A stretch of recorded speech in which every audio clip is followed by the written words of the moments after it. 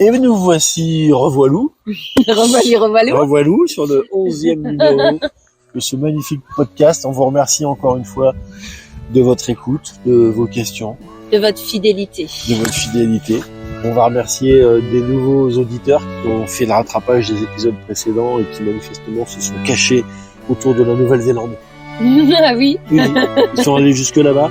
On a toujours Monsieur Barack O des États-Unis d'Amérique qui nous écoute. On ne taira pas le... Mais on ne dévoilera pas l'identité, c'est pas important, la confidentialité. Et en tout cas, on est bien content de vous retrouver pour un nouvel épisode. Tout à fait, qui a pour thème le détachement ou l'oubli. Ah, ça c'est aussi un thème un peu collant. C'est pas facile, hein. Et on est sympa parce qu'on a quand même pris une question. Alors on est sympa, je sais pas si c'est... Ouais. Pas... On n'a pas une question. On a juste parce qu'elle était importante. Voilà. Et on a pris une question parce que c'est quelque chose qui nous résonne et qui revient souvent en séance. Et qui est relative à la distance à prendre par rapport à une situation ou une personne, une relation qui n'a pas pris la tournure qu'on aurait souhaité, et on se rend compte à quel point on a peut-être perdu l'appréciation des choses, on n'a pas le recul nécessaire, ou on a du mal tout simplement à s'en défaire. Tout à fait. C'est ça que tu voulais nous dire, ma chère Elodie. Oui, hein, exactement. Mais tu le lis dans mes pensées. Mais oui, en même temps, on a à peu près, je sais pas, ils sont peut-être 45, mais en ressenti, ils sont 6000. Il y a des petits-enfants en parc de jeux derrière nous. On a du mal à se concentrer. Et la concentration, elle est un peu complexe, parce que là, pour le coup, je peux vous garantir qu'ils sont, allez, 40, mais alors l'impression qu'ils sont 9000. Ouais, un stade de foot à eux tout seuls. Incroyable. Alors, revenons à nos moutons. Nous allons parler de cette thématique. C'est une thématique qui revient beaucoup. Pourquoi ? Parce qu'aujourd'hui, vous vous posez la question, quand vous êtes face à une situation ou à une relation qui ne va pas être bonne pour vous, on va pas parler forcément de toxicité, mais on va parler tout du moins d'une relation qui ne vous convient pas. Vous avez tendance à vous dire, est-ce que je tourne la page, est-ce que je l'oublie, ou est-ce que je peux simplement m'en détacher ? C'est quoi la différence et comment je fais ? Donc avec Eric, on va parler du détachement, mais sur un plan qui va être émotionnel. Pourquoi on va pas parler du détachement de soi ? Tout simplement parce qu'on n'est pas dans la dépersonnalisation ou dans la déréalisation. Ça va être des troubles dissociatifs.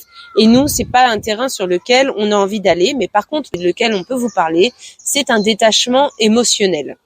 Déjà, on va pas aborder là le cadre de la problématique liée au psychotraumatisme, mais on va essayer d'apporter nos mots simples à des situations qui souvent sont vécues de manière lourde. La difficulté de se détacher d'une relation, d'une personne. Il s'agit pas de l'oublier, parce que souvent c'est ça, les gens viennent nous voir en disant « Ah, je veux oublier, je veux faire table rase du passé ». Non, c'est pas du tout ça, c'est simplement d'y mettre la distance nécessaire et l'émotion associée, de pouvoir la poser, de se dire que ça reste un mauvais souvenir et c'est pas non plus l'enfer, mais de prendre le recul et d'accompagner les gens à prendre ce recul nécessaire par rapport à un ressenti. Et on est vraiment là dans la prise de distance et le recul émotionnel par rapport à ce que la situation génère. Alors, quand on parle d'attachement, pour que vous compreniez aussi un petit peu ce qu'on va engager aujourd'hui, on parle d'attachement, c'est entaché. Mais eau écarlate, un petit tampon d'eau écarlate et ça détache. Mais si c'était aussi simple que ça. Donc on parle d'un attachement, je suis attachée à ce que me dit la personne, je suis attachée à sa gestuelle, je suis attachée à son non-verbal, on l'a vu, il y a le verbal, non-verbal, paraverbal, je suis attachée à ses remarques. Alors vous l'avez bien compris, tout de suite, ça peut être que ça soit dans un milieu professionnel, un milieu amical ou un milieu familial. Familial, peu importe l'environnement, c'est des situations qu'on va retrouver dans toutes les relations intrafamiliales, interpersonnelles, même au travail, ça peut se retrouver aussi, bien évidemment. Vous voyez la situation de devoir quitter son employeur, par exemple, de se dire mais non, de culpabiliser, de dire mais non, je peux pas partir, ils ont encore besoin de moi, etc., etc. De ne plus vouloir voir certaines personnes en se disant mais qu'est-ce qu'ils vont penser de moi, mais moi j'en ai assez, mais en même temps j'y arrive pas, et je voudrais, mais je peux pas. puis de se dire aussi que les réflexions vous touchent. Alors, je sais pas, peut-être que vous avez une collègue, vous avez un manager, vous avez peut-être un parent, vous avez un membre de votre famille, peu importe quel qu'il soit, qui a toujours le mot peut-être facile, qui a toujours la remarque un peu désobligeante, alors que ce soit quelque chose d'un peu plus nocif ou pas. Mais je pense que vous avez dans cet entourage, vous pouvez très bien le visualiser, une personne qui a toujours le mot facile, la remarque facile, et qui va vous toucher dans votre identité, on en parlait sur l'épisode précédent, qui va vous toucher dans votre sens. Donc là, le but aujourd'hui, c'est de se dire comment je fais pour prendre la hauteur dont j'ai besoin et que ça puisse moins m'impacter et quitte à, au fur et à mesure du temps, ne plus m'impacter du tout. Parce que c'est difficile de ne plus être impacté émotionnellement. Et c'est tout l'enjeu de l'accompagnement par rapport à ces situations-là qui peuvent aller, on l'a dit en début, mais qui peuvent aller aussi jusqu'au détachement d'une relation toxique. Parce qu'on sait que plus la relation est complexe, plus un jeu relationnel s'est mis en place, et plus le sevrage, plus la distanciation est longue et difficile, et on parle alors de processus. C'est pas une situation où certaines personnes ont cette capacité-là de passer d'une relation à l'autre en simplement claquant des doigts, en n'ayant absolument aucune difficulté à se détacher de la problématique émotionnelle liée à la séparation ou à la prise de distance. On sait d'expérience et par nature que ça peut être difficile, tout simplement difficile, au regard des traces émotionnelles laissées par la relation et par le fait de se séparer tout simplement ou de vouloir s'en éloigner. Et puis on a aussi dans l'idée peut-être de vouloir se séparer ou s'en éloigner, mais pour certaines personnes, il y a peut-être des personnes qui ont vécu en concubinage ou autre, qui ont eu un enfant ensemble par exemple, et l'enfant est le seul lien qui reste entre les deux personnes. Je pense aux personnes qui se séparent et là il y a un lien. Donc on arrive à se détacher émotionnellement malgré ce lien-là qui persiste. Alors bien sûr, à chacun sa configuration de vie, à chacun ses raisons pour rester aux côtés de ces personnes. Alors que ce soit professionnellement, vous avez vos raisons, des raisons de carrière, des raisons financières ou autres, que ça soit personnellement, vous avez aussi vos raisons, c'est je sais pas, les enfants, le travail, peu importe quelles sont vos raisons pour lesquelles vous restez, mais on va vous apprendre au moins à prendre cette hauteur nécessaire qui peut-être un jour vous aidera à passer le cap et vous aidera à prendre soin de votre estime de soi, à prendre soin de poser vos limites, à prendre soin de faire respecter en fait tous les cadres de votre écologie.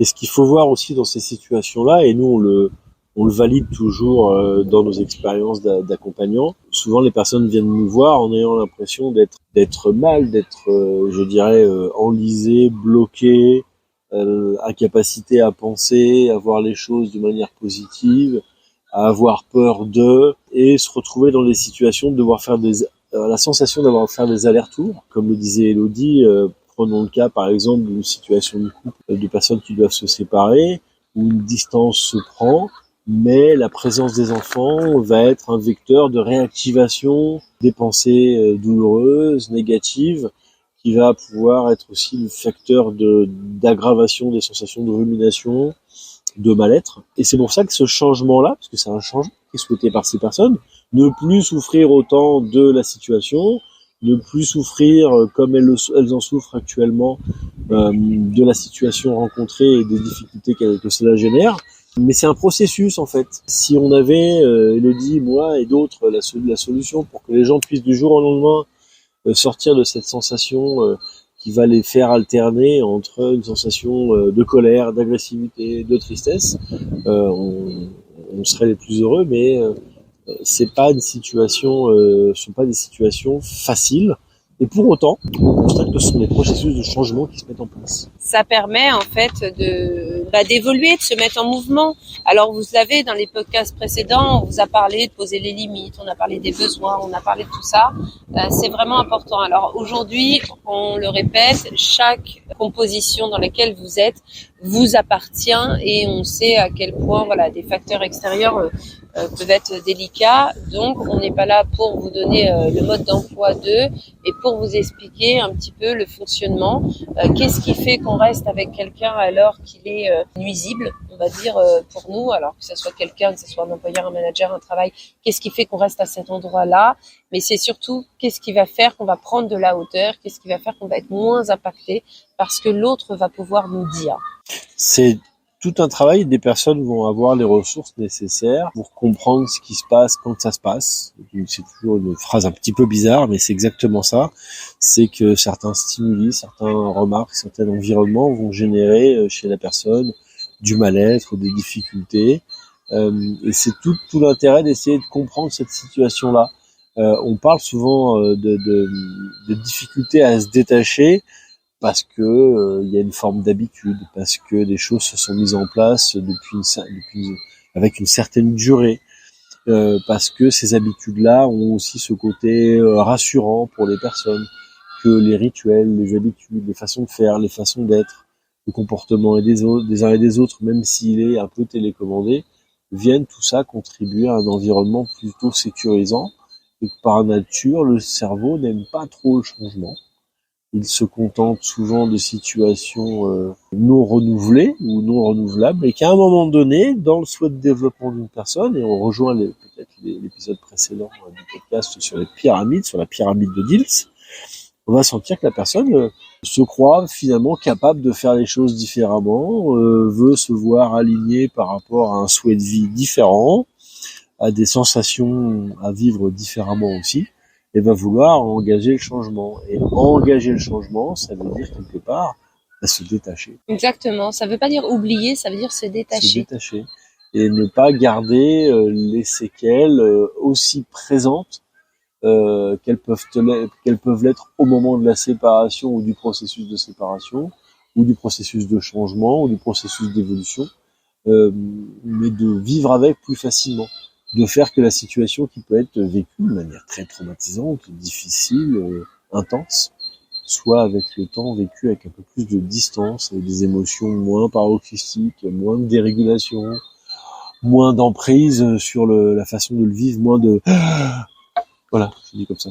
De manque d'oxygène. Moins de manque d'oxygène ou de sensation d'oppression aussi, ça peut être ça. Et c'est ce qu'on appelle l'accompagnement au changement, en fait, dans nos métiers. Des personnes viennent nous voir. Moi, j'ai des personnes qui sont venues me voir parce que leur situation de couple ne convenait plus, parce que les relations au travail devenaient insupportables, parce que les relations même intrafamiliales, la relation d'un père avec son enfant ado devenait compliquée, comprenait plus, et en même temps, c'est son enfant, mais il veut plus le voir. C'est difficile. C'est juste de prendre la distance nécessaire par rapport à ce qui se passe et de, comme on se le disait tout à l'heure, de comprendre les processus mis en place et de comprendre ce qui se passe quand ça se passe. Qu'est-ce que fait la personne, à quoi elle pense, pourquoi elle pense ça, pourquoi elle pourrait pas penser autrement, pourquoi elle a cette sensation-là, cette émotion qui vient alors que ça pourrait être une autre. Pourquoi tel mot, telle phrase, telle situation viennent déclencher telle problématique. Tel lieu va venir réactiver toute une chaîne émotionnelle alors que la personne n'avait strictement rien demandé, sinon de vivre un peu mieux. Donc c'est le message qu'on voulait vous passer sur ce podcast. Vous dire également que vous êtes une chose qui peut paraître évidente, vous êtes responsable de votre bien-être. Alors ça paraît très facile et des jolis mots sur papier, mais c'est vrai. Prenez soin de vous, c'est pas que des paroles en l'air, vous êtes responsable de vous, de votre bonheur. Alors si parfois il y a des personnes où souffrir fait partie aussi de leur bonheur, c'est vrai, le bonheur c'est pas qu'un concept de joie, de franche rigolade et je sais pas moi, de plaid. Encore le plaid, encore lui. Plaid. Non mais du coup, voilà, c'est pas ça. Le bonheur, c'est aussi de grandir, le changement, comme disait Eric, le mouvement, les joies, les peines. Ça fait partie aussi de ce concept du bonheur. Mais c'est vraiment de prendre soin de son bien-être. On va vous demander aussi de prendre soin, vous l'aurez compris, bien-être mental, mais bien-être physique. Ça aide aussi énormément à prendre aussi de la hauteur. Le sport libère en fait des endorphines. Endorphines, merci Eric. C'était cadeau. Qui permet aussi, quand vous le pouvez aussi, pratiquer de la marche. On n'est pas obligé d'aller courir. Non. Donc s'atteler à un grand sport, faire 30 minutes d'activité par jour, c'est déjà très bien. Et c'est le minimum que vous pouvez accorder à votre corps et à son bon fonctionnement. Alors, on va vous dire manger 5 fruits et légumes aussi. On peut faire la pure en même temps, on en passe. C'est important. De lait. Non, je suis d'accord. Mais... Il faut marcher, il faut manger des salsifis et des courgettes. Et puis, tout bon équilibre alimentaire qui passe par une marche passera derrière par un bon transit. Et c'est important aussi. C'est important. Ajoutez-y de l'eau. Ça fait partie des besoins primaires. Par contre, voilà. Parce que on en rigole, mais c'est important. C'est-à-dire que souvent, le changement, il passe par le changement. Et le changement, il passe par le mouvement et par la remise en mouvement. Mais souvent, les personnes sont un peu habituées à un quotidien, à un vécu émotionnel. Et c'est là où nous, on peut intervenir, à les inciter à ne pas continuer à faire ce qu'ils font, mais à faire les choses un peu différemment. C'est ça. Parfois, il faut pas grand-chose. C'est vrai que ça tient à très peu. Parfois, des tout petits changements du quotidien, boire 2 litres d'eau, marcher 30 minutes ou autre, ça peut changer une donne. Ça paraît comme ça tout à fait futile. Mais pour autant, il y a des petits changements de comportement qui peuvent aider au quotidien à aller mieux, en fait. À prendre de la hauteur aussi. Et ouais, c'est ça. Et dans prendre la hauteur, c'est faire percevoir à l'autre que ce qu'il pense de sa relation n'est pas forcément ce qu'il constate.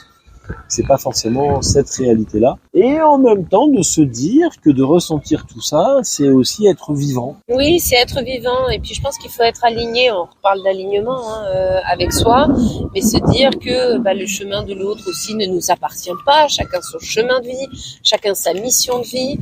Donc là, il y a toujours des notions de culpabilité. Il y a la notion de sauveur qui va rentrer aussi en jeu.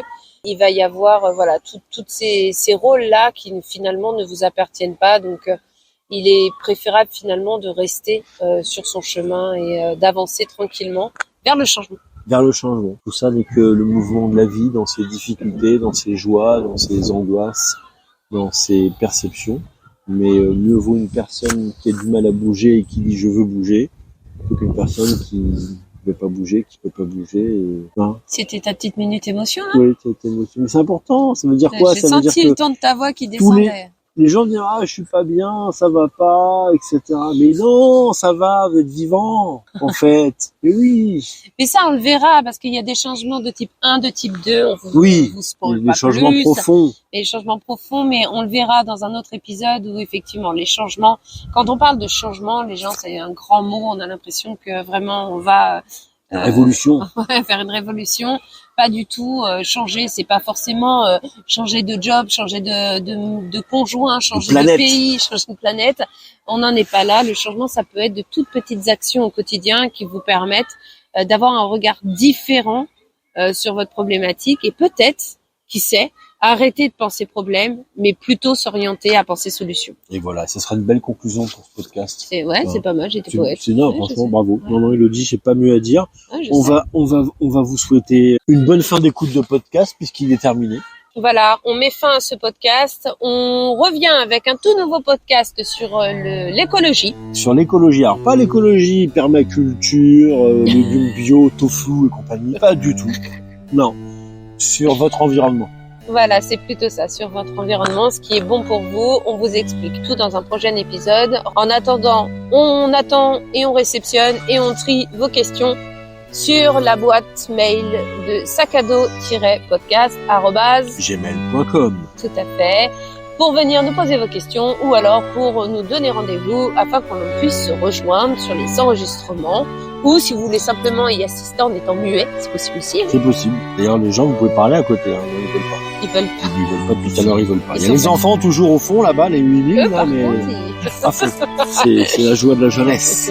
On vous embrasse. On vous embrasse. Vivez l'instant présent. Salut. Ciao.